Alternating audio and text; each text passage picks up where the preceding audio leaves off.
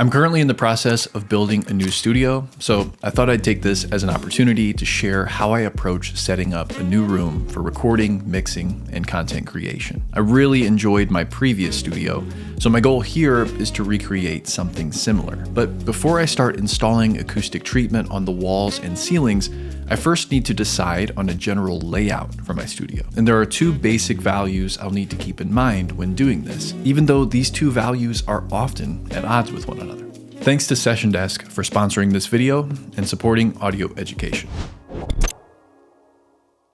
I've been using this desk for several months now, and it's been a huge asset to my studio, as you'll see later in the video. These desks have been a big hit in Europe for years, but they recently became available in the US as well through Audioscape. Check out the links in the description below the video to learn more. Even though I use this studio for both audio and video production, it's a top priority to optimize the room for audio. This is done by adhering to a few basic principles for audio studio setup, even if those principles are sometimes counterproductive from a video production perspective. The first principle is that I want to set up the room to be symmetrical to the left and right of the listening position, which will help to optimize the stereo image when listening to music through studio monitors. In a rectangular room, I can accomplish this by either setting up on the short wall or by setting up on the long wall. In this case, centering the desk on a wall would result in symmetry from left to right. However, there are two reasons I'm going to set up on the front short wall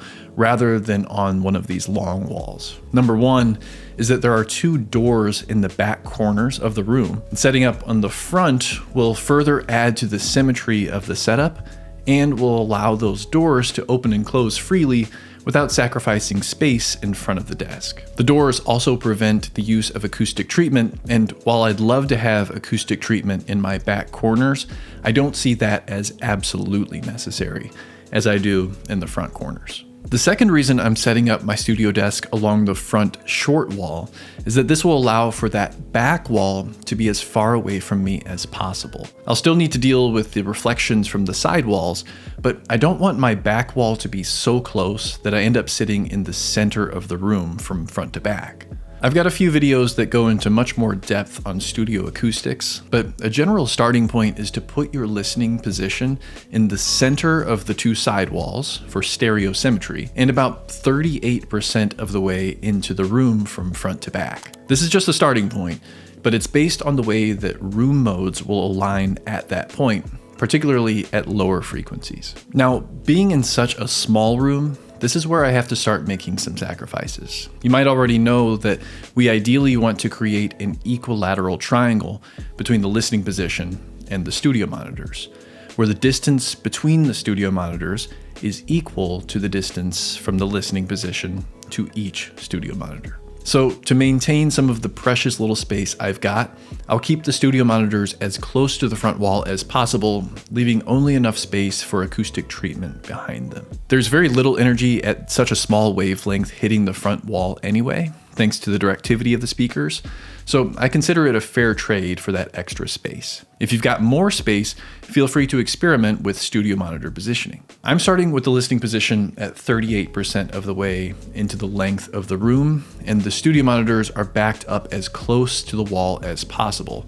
So we can already determine the position of each studio monitor from side to side, because we're going for an equilateral triangle. If I push back the listening position, I'll want to widen the width of my studio monitors to maintain somewhat of an equilateral triangle. The desk I'm using is the Session Desk Trapeze 60 from their modular line of desks. Ideally, I'd have some more space between the studio monitors and the desk so that the angle of reflection off of the desk would be so obtuse that there would be very little energy reflected back up to my ears at the listening position. In the future, I hope to grow into a larger space where this will be possible. And at that point, I may even upgrade the center module of the desk to the Trapeze 80 or the Trapeze 100 if space permits, while continuing to use the same rack modules that I've already got. But in the meantime, I'll still get a bit of help toward avoiding the desk reflection thanks to the angle of the racks on this desk. The main takeaway here is to consider the potential paths that indirect sound can take from the studio monitors to the desk to the listening position. Again, This angle can be altered by adjusting the distance between the studio monitors and the desk, or by adjusting the angle of the desktop itself. I want to quickly mention that while optimizing the acoustics of your room is important, it's not going to single-handedly make your mixes better. In order to do that, you're going to need to learn mixing techniques, put those techniques into action, and get feedback on your mixes from experts who can help you improve your work. That's exactly what we do in the Audio University membership community. So if you're interested in making meaningful progress toward better sounding music, consider joining at audiouniversityonline.com/join the community. There's a link for you below. A lot of what I've shared with you so far is highly theoretical and technical, but studio setup is about a lot more than that.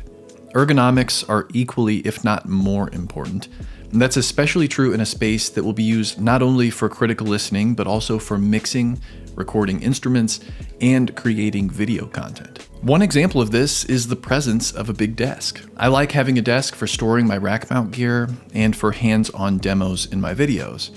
This not only puts the gear in range for me to make adjustments from the listening position, but it also reduces the need for a standalone rack or table that would just take up more of that precious floor space within my room. In other words, I'm willing to accept the desk reflection in exchange for the workspace provided by the desk. Many would prefer to use only a small desk surface to minimize the negative acoustical impacts of the desk reflection, and if that's you, you might choose to use the Session Desk Solo, which consists of only one of these rack units, or you may choose to use no desk at all. Another instance where ergonomics and workflow may be more valuable than acoustic perfection is when making an acoustic treatment plan. In general, the thicker acoustic treatment you use, the more effective the treatment will be at lower frequencies. That said, I don't plan to put 3-foot thick panels all around the walls and ceilings in this room. While that would make for a very tight low frequency response, it would significantly reduce the working space within the room, and it would hinder the vibe and workflow. I will actually be sacrificing quite a bit of space in the front of the room by using 6 to 7 inch panels, because reducing the lower frequency energy of those earliest reflections is very important to me. But to accomplish this, I've needed to get things off of the floor and consolidate the amount of racks within the room. The desk with rack space on both the top and bottom helps with this, as I've already mentioned. In addition to racks, another thing that can take up a lot of space on the floor is stands. As a video content creator, this includes both mic stands and lighting stands, in addition to camera tripods. As I continually added more and more acoustic treatment into my last studio, this increasingly became more of an issue for me. Something that helped me overcome this lack of floor space is the Impact Varipole system from B&H Photo. Rather than needing a C stand for each of my lights and a mic stand for each of my mics, I'm now able to mount my gear to the Varipole system as if it were truss. And an added benefit of this system is that it doesn't require holes in the walls or ceilings.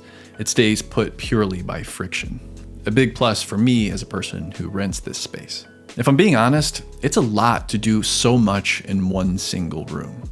Mixing, recording, and video production. In an ideal world, I'd have a room for mixing and a room for recording, and I wouldn't need to consider camera angles and key lighting at all, because each of these have very different requirements. Obviously, we don't usually have access to 3 dedicated rooms when we're building home studios, so like you, I'm just making it work with what I've got. As opposed to my previous studio location, however, this place does have a basement that can potentially be used for tracking and rehearsal, but even that comes with some big limitations, such as very, very low ceilings. If there's one thing I want you to take away from this video, it's that you shouldn't become too attached with the idea of achieving acoustical perfection. And you shouldn't allow that pursuit for acoustical perfection to get in the way of creation, which is arguably much more important anyway. The way a space makes you feel, the way a space makes your clients or your collaborators feel, the efficiency of the workflow within the space, these things should not be overlooked. Build a vibe in your studio and build your skills by using your studio often. These things will get you much further than acoustical perfectionism. Check out the links below the video to learn more about the Session Desk, the membership community, and the other tools I've mentioned. In the next video that's on your screen now, we'll We'll take a closer look at the limitations of small rooms and how to overcome them. I'll see you there.